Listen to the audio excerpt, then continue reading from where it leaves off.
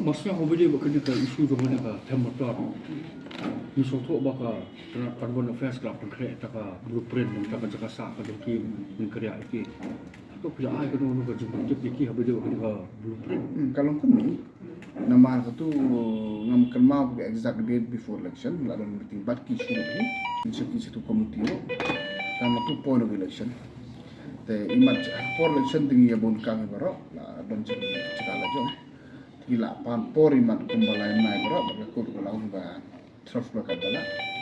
Temenin ngala song meeting ha the level of my level ha gede be urban department. Gila pan por slime nai. Tinggal arah min slime nai kelas tempel. Tinggal tahu mesti menin seki bagi reply na ni soal 10,000 April. Nata pa sa tiga call ba. Kamu mentah pin up pin keren na mesti. Nin up sa reply soal 10,000 April.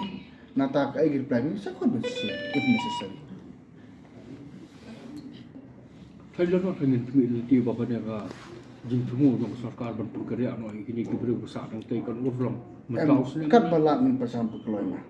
Kat balak ni pasang pekeloy balak dai ke por dependent no. Te kumni pa tip na tu por the election dan ramai the election pet on the first day I assume office na la khot ti kan hero. Meaning la tahu siki please reply kalau ni blueprint bingela IAP what is your opinion. The market reply tu Sharman juga high level committee bisa khot ni ka join meeting na hang ko discuss. Kamu sesin bafio akan jawab lagi. Na tangin tipin waktu ko. Dan konsultan meeting zo ka high level committee. Marteng teng pi ka ngira de kuwe bat ka ko ka step in. Nak ta ka daw nila ay ka file call ki reply na. Na tang se khot meeting discuss there and then. Mentah dia sebut nomor kumakarong hagin Islam ke belalai. Ini kibra ke besar kata thai. 8 pau nak kila air ke jumjor bagi keluar berminyak masak skoi pat ke cakap. Dan kata ke cakap ke teli. Kai ke bapin le. Ka fast phase ni penbet saya ni ketika dia iki.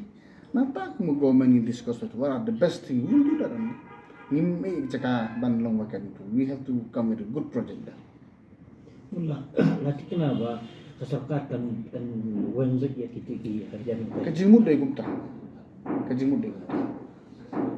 Kadang mana jumpa apa kibra ke besar ang tei kidon kibra genuine kat kidon kibra illegal. Kai ke bapin le illegal settlers. Ya illegal kita ngin prinsip. Ngin yakan syakat kibra ke 342 families. Then we'll go ahead with that. Ya illegal will just get a permit and things okay. Kamu ke besar kalau bayi kini kibra genuine nak kita illegal settlers. Illegal settlers tapi ati illegal teh. Yang illegal kamu ni kering illegal. Ini kan kibra ni kan so. Simple is that. Kita kira long willing yang gitu ibatin ni. That's why we are here to get a call from them before 10 April.